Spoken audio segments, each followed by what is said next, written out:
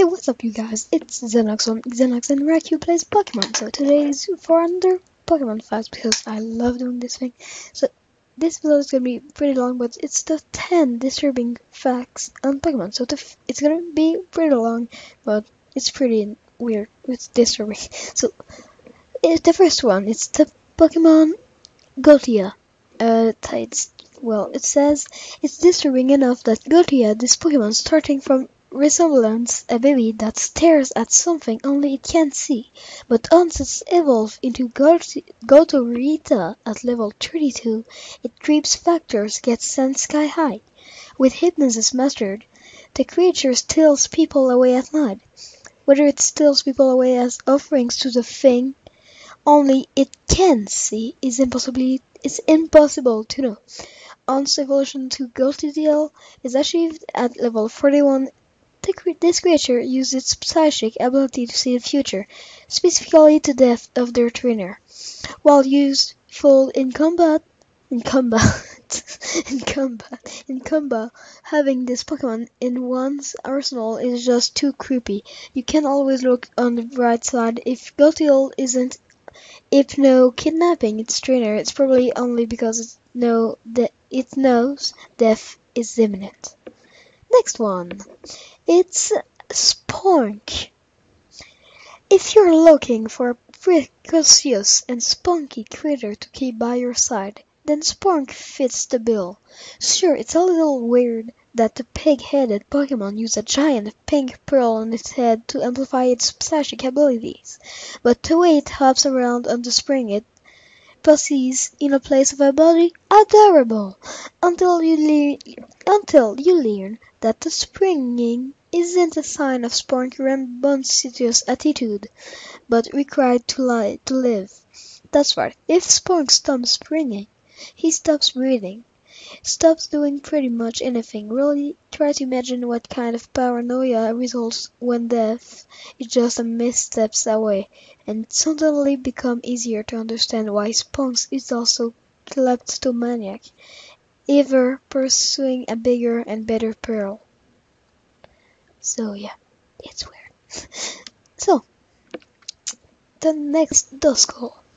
Sir, ghosts are always spooky, and it's no mystery why this Pokemon, still after the Grim Reaper, puts us on edge.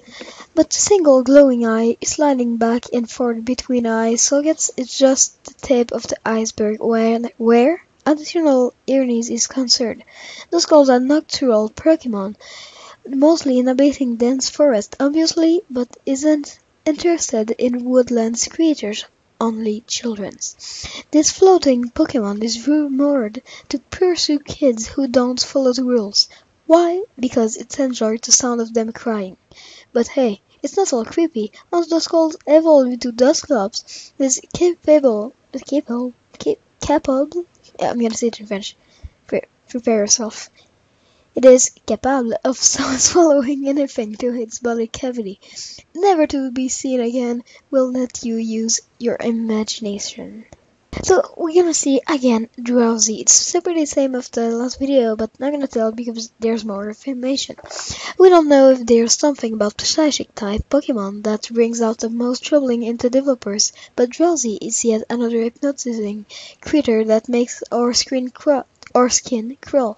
The aptly named Pokemon puts his enemies to sleep, so that it may more easily feast on its dreams. Well, sleep. Well, that's certainly Pokemon's Drowsy under the old column among the series. More fun-loving Pokemon, it's actually based on the Japanese Baku, spirits that fed on people's nightmares. But what it loves most is the dreams of children. We don't know why, and don't want to either. In case Drowsy powers weren't enough of an invasion of privacy, it also remembers every dreams it's consumed, and shares them with those sleeping near them. How many pets can do that? So, the next one is the 6 of 10, Grimmer, aka Walking Death. Yeah, Walking Death, I know it's weird. So, it's disgusting enough that Grimmer spends its time in polluted water. feasting on pollution and sewage to survive, but get this Pokemon moving through the world and it will never be the same. Literally, anytime Grimmer passes over the ground, it's not the ground, but ground. Its toxic slime render the earth incapable of ever again spreading life. If that wasn't hellish enough, the slime also sprouts new Grimmer to continue the catastrophe. Yeah, catastrophe. It's not all bad and stuff. Once Grimmer evolves into Muk, it gets bigger and more poisonous, capable of rendering an entire lake toxic, with a single drop and infecting any human being if it desires. Why was the Pokemon this dangerous and unattractive created in the first place? Who knows? Maybe the developers thought modern nature should be as terrorized as actual people. So it's pretty weird, but you know, it's Pokemon. I'm not surprised. So another one. Sorry, it's Paras. While Paras' symbiotic relationship with the mushrooms on its back isn't exactly normal, it is beneficial for both.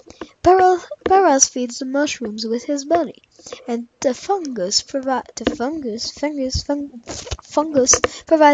additional means of defense. Exactly how much control the mushroom can exert over the Pokemon isn't clear, but ode goes to disturbing when Paras evolves into Parasect. It's hard to say exactly what change that take place at level 24, but for some reason the mushroom take their chains and merge into a single organisms,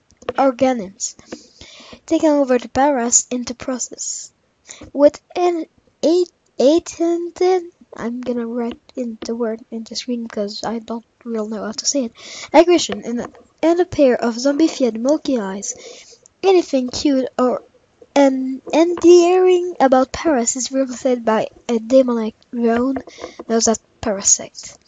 So, in my Let's Play, the next one is Rifloon. How scary can a Pokemon based on a floating balloon be? Sure, it's got a pair of tiny hands, but when devious use calls such a lead-headed creature have for them, according to the Pokédex you see in the last video. They're used to steal children away, with the Japanese version clarifying that Drifloon is taking children to the world of death, where the developers given a bonus every time they created a Pokemon that will make parents uncomfortable. The good news is that Drifloon doesn't remain a purple, harmless-looking balloon with an interest in kidnapping children. At level 28, Drifloon evolved into Driftbean. Trading is simply arms for 4 stronger ones, and its eyes turn red, sleep-tried kitties. So that's... yeah, I know. Everything the Pokemon world is fucking weird. Yeah, it's Yamask. You know, it's weird. Yamask is the most weird Pokemon, the most funniest because he's looking like a little bird with a mask. Yeah, mask. Sorry. As proof that not every Pokemon has a complicated or inspired name, we give you Yamask. It's a ghost holding a mask. We don't mean that this Pokemon is a ghost type. It is an actual ghost of a human being who has died. The mask it carries is a representation of the one it used to have while living. That bit of character history creeps us out for obvious reason, but the developers went into ever greater depth.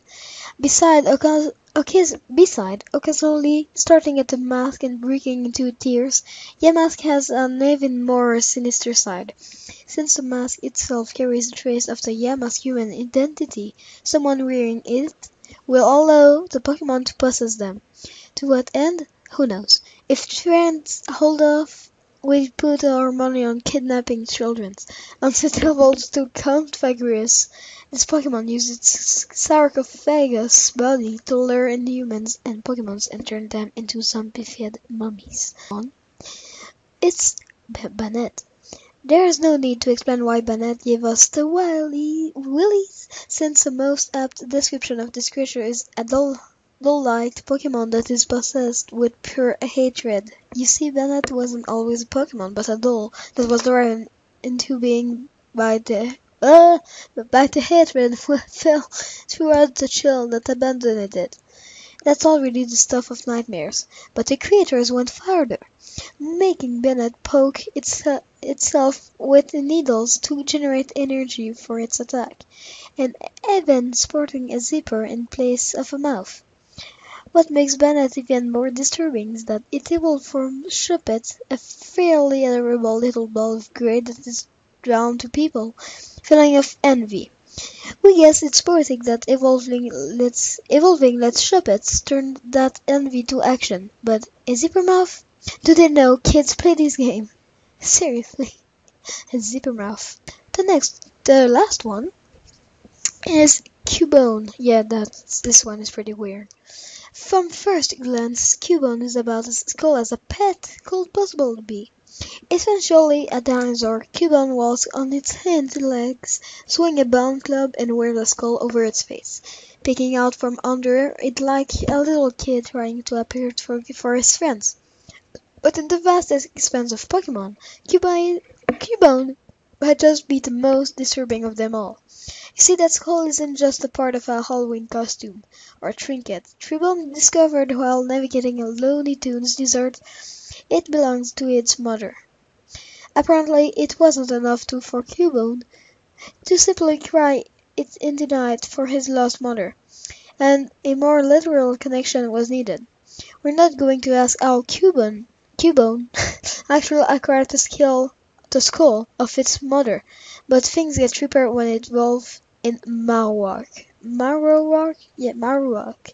No longer simple ornamentation, the skull fused itself to the Pokemon upon evolution, meaning this creature is permanently attached to his mother in a way normal baits wouldn't vie. I hope you like this Pokemon facts. It's a bit longer because it's have a lot of text, but it's pretty interesting, I think. So if you liked, leave a like. Yeah. If you like, leave a like. So yeah. If you dislike it, well, don't put a dislike. But I know like there's always haters like looking at videos, so you can do your and put a dislike if you want. I care, but it's just like you should put a thumbs up because it's really good. It's really supporting us, and subscribe too. It's supporting us more. So that's all for the episode. See you guys for another episode, maybe tomorrow. So see ya.